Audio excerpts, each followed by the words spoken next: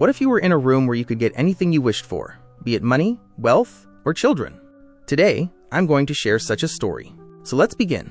The story starts with a couple, Matt and Kate, who have just moved into their new home in New York. They were happy to start their ordinary life. The new house needed renovations, so they were busy fixing it up. While repairing the kitchen, Kate found a dead bird. She took it outside to bury it, but just then, Matt called out to her from the window, distracting her. When she looked back at the bird, she saw it had disappeared. Meanwhile, while discarding unnecessary items from the house, Matt noticed something strange on the wall. To see it clearly, he tore off the wallpaper. There, he saw a large door with a strange hole. He called Kate, and together they opened the door. Just then, all the lights in the hallway suddenly went out. To fix this problem, Matt called the electricity office. Kate, meanwhile, felt a strange unease in the house, so she followed Matt.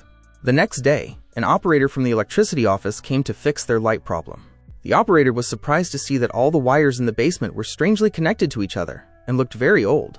When Matt asked him to fix the lights, the operator said he had never seen anything like it before. Before leaving, the operator told Matt that the house's first owner had been murdered there. Hearing this shocking news, Matt began researching the house.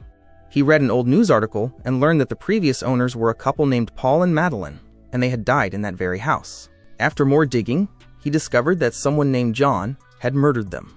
Matt was an artist, so he tried to draw John's picture on his sketch pad.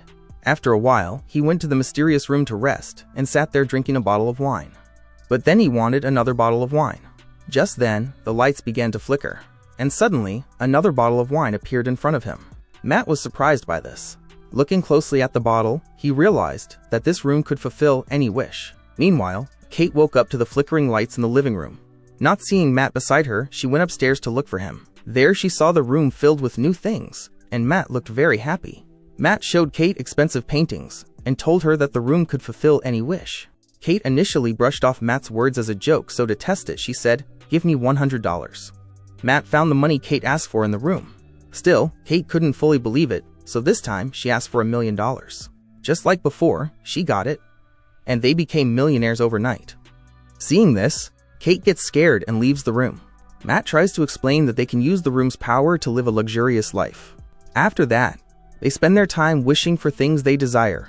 The room produces expensive clothes, champagne, valuable items, and money at their will. Matt and Kate's joy knows no bounds, as they now possess all the world's costly possessions. However, this glittering life doesn't keep them happy for long, and slowly they begin to feel the lack of a child. This void isn't filled by all these things. Then, Matt gives her a baby crib, indicating that they should now have a child. But instead of being happy, Kate is disheartened and leaves the house because she has already had 2 miscarriages. After a while, Kate returns and goes into the wishing room, where she wishes for a child. When Matt finds out about this, he gets angry at Kate and asks why she wished for a child without consulting him. They argue a lot about this. Kate says that she took this shortcut so she wouldn't have to endure the pain of miscarriage or labor. She believes they will be very happy with this child, but Matt can't agree. Matt tells her to go back to the room and return the child. Afterwards, both of them go to the room, but Kate can't bring herself to wish the child away. Instead, she tearfully hands the baby to Matt. However, Matt also becomes emotional with the baby and can't wish it away either. He then hands the baby back to Kate. Finally, both of them decide to keep the child, and thus they become parents. The scene changes, and we see Matt looking at his incomplete drawing where he was sketching John's face. He learns that the suspected killer is still alive and in a mental hospital. According to an old news article, John claimed that the room made him commit the murders. Immediately after learning this, Matt sets out to meet John to get more information about this room. Upon arriving at the hospital, the nurse tells him that no one except news reporters has come to see John in the last 45 years. Hearing this, Matt introduces himself as a reporter. Finally, Matt comes face to face with the elderly John, and he asks John about the house, and specifically about this mysterious room. With an evil laugh, John tells him that he had been waiting for this moment.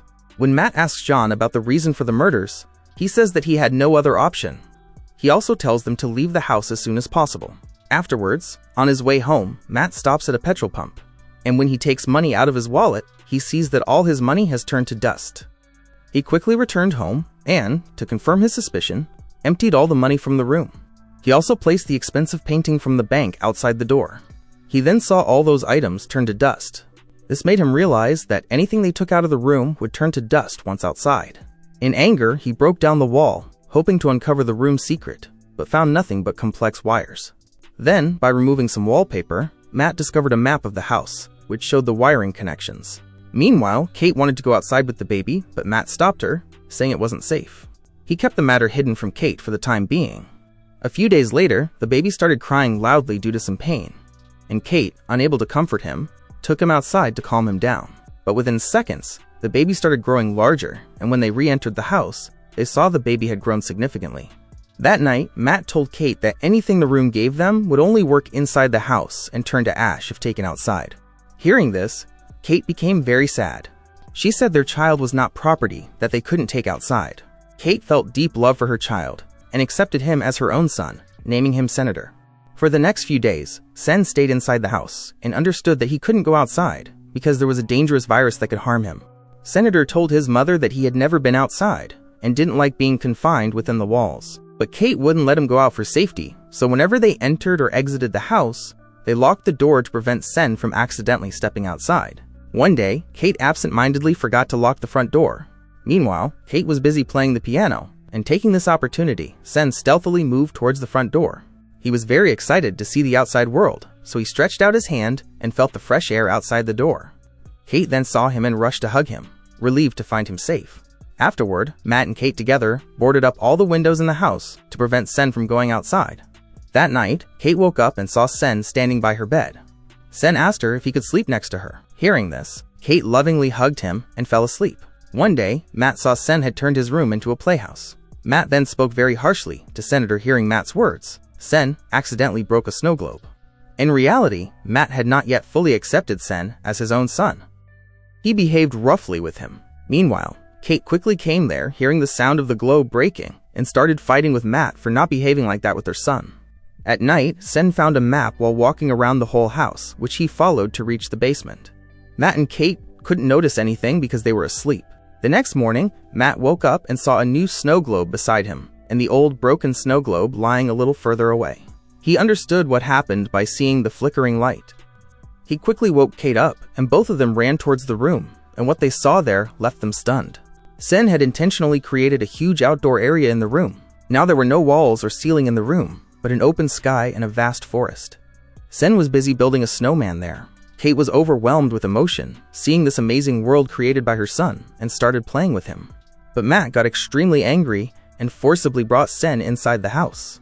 This led to a huge argument between Matt and Kate. Kate didn't think it was dangerous. Amidst their argument, the phone rang. Matt was surprised to hear John's voice on the other end of the phone. John had learned by talking to Sen that they wanted a child. Meanwhile, Kate was secretly listening to all their conversation from another phone kept in the kitchen.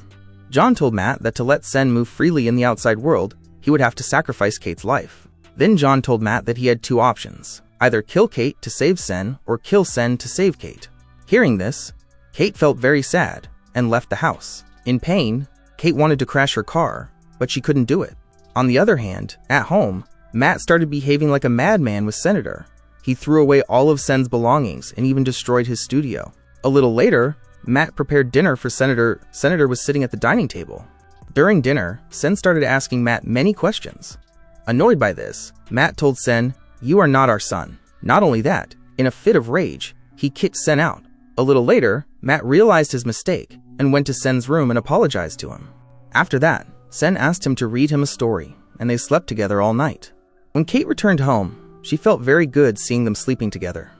That night, while Matt and Kate were busy in intimate moments, Sen secretly watched them. Then he waited for them to fall asleep, and after they fell asleep, he stole the key to the door. The next morning, Matt and Kate realized that Sen had gone outside when they saw the front door open. Just then, they were surprised to see Senator in another part of the house, because Sen had now completely become a young man. He aims a gun at his parents and threatens them. Kate tries hard to reason with him. Meanwhile, Matt pounces on Sen, and a fight breaks out between them. On the other hand, Kate falls to the floor and loses consciousness due to the fight. A little later, Matt announces that Sen has died from a gunshot wound.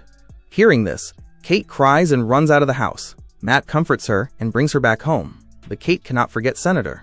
Meanwhile, it's shown that the real Matt has regained consciousness where the fight took place.